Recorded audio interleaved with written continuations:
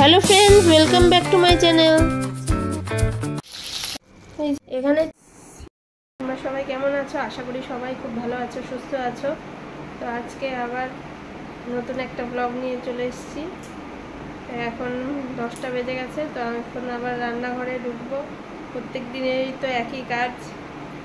তো মাঝে মাঝে যখন বাইরে যাব কোথাও, তখন অবশ্যই ব্লগ করব। বাইরে তো আমার কোনো কাজ নেই, যা হয় এই রান্নাঘর, ছেলেকে পড়াশোনা, ছেলেকে দিয়ে আসা নিয়ে আসা, পড়ার থেকে, হ্যান্ডরাইটিং থেকে, আর্টের থেকে, ডান্সের থেকে, তো এগুলোই তো দেখাবো। আর তো আমার কিছুই দেখানোর নেই। চলো আজকে ব্লগটা শুরু করা যাক। তো আজকে করব কচুর শাক রান্না, ইলিশ মাছের মাথা দিয়ে। সেই দিন যে ইলিশ মাছটা এনেছিল, সেই মাথাটা রেখে দিয়েছিলাম ফ্রিজে। তো আজকে সেই ইলিশ মাছের মাথা দিয়ে কচুর শাক রান্না করব। কচুর শাক সিদ্ধ করতে বসিয়েছি। এমনি জলের মধ্যে একটু লবণ দিয়ে কচুর শাকটা সিদ্ধ করছি। তারপরে এই জলগুলো ফেলে দিব আর কচুর শাকটা ছেঁকে তুলে নিব। এখন ইলিশ মাছের মাথাগুলো ভেজে নিচ্ছি। এখন তেলের মধ্যে কালো জিরা ফোড়ন দিয়ে দিচ্ছি, তার সাথে 2টা কাঁচা লঙ্কা চিড়ে দিয়ে দিচ্ছি।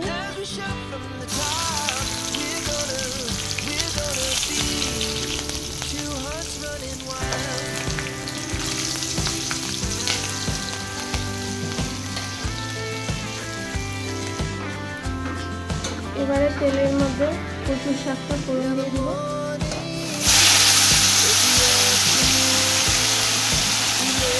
এর মধ্যে এখন একটু লবণ, একটু হলুদ, একটু লঙ্কার গুঁড়ো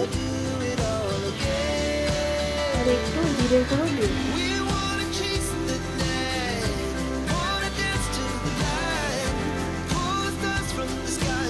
এবার এটাকে ভাজা ভাজা করবো। ভাজা ভাজা করে তার মধ্যে ইলিশ মাছের মাথাটা দিয়ে দেবো। কচু শাকের মধ্যে ইলিশ মাছের মাথাটা দিয়ে দিলাম।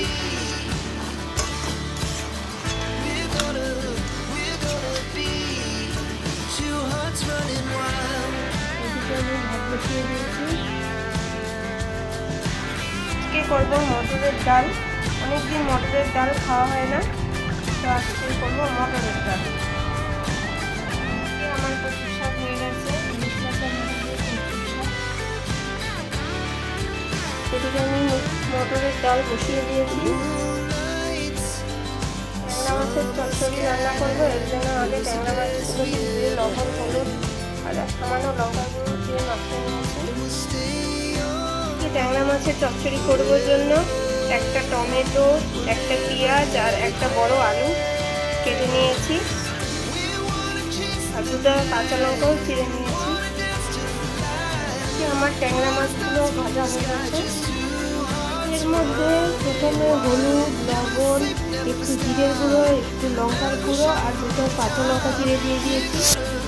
এবার মশলাটা কষে গেলেই ওর মধ্যে সামান্য অল্প একটু জল দিয়ে দিব, তার মধ্যে মাছগুলো দিয়ে দিব আর উপর দিয়ে একটু ধনে পাতা ছিটিয়ে দিব।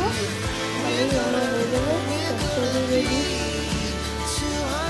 আমার মশলাটা কষে গেছে, তার জন্য এর মধ্যে একটু জল দিয়ে দিয়েছি আর মাছগুলো দিয়ে দিয়েছি।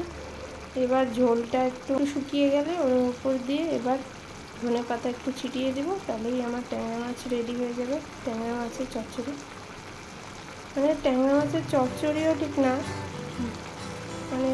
কি বলবো, একটু কম ঝোলে একটু মাখা মাখা করবো আর কি।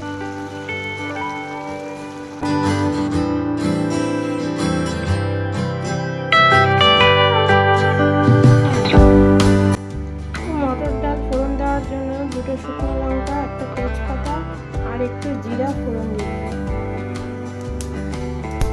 এর মধ্যে একটু আদা কুচি করে দিলাম, একটু জিরার গুঁড়ো দিলাম আর একটু হলুদ দিয়ে দিলাম। এবার একটু ভেজে নেব। এটাকে ভেজে নিয়ে একটু ভেজে নেব। ভেজে নিয়ে তারপরে ডালটা করে দেব।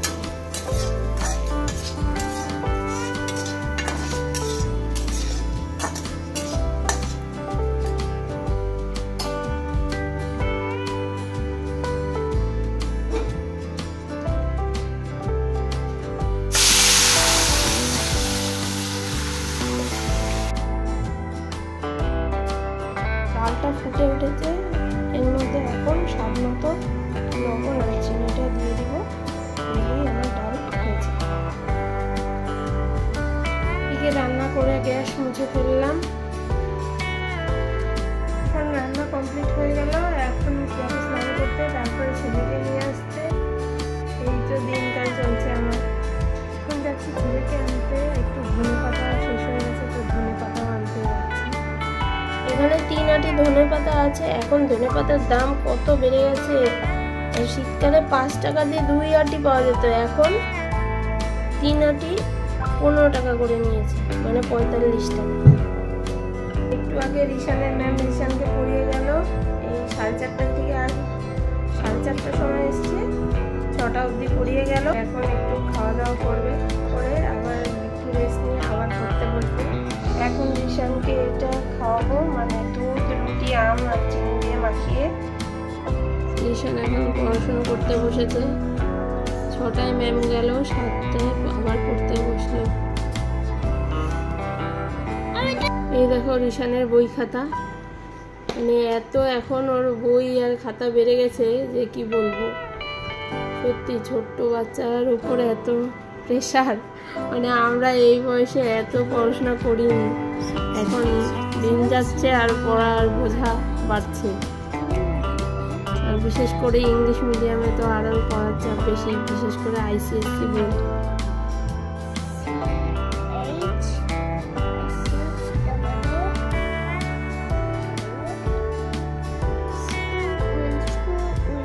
ফুল স্টপ দাও। আজকের ব্লগটা এই পর্যন্তই। ব্লগটা ভালো লেগে থাকলে অবশ্যই আমার চ্যানেলটাকে সাবস্ক্রাইব করো, লাইক করো, শেয়ার করো, কমেন্ট করো। So guys, by.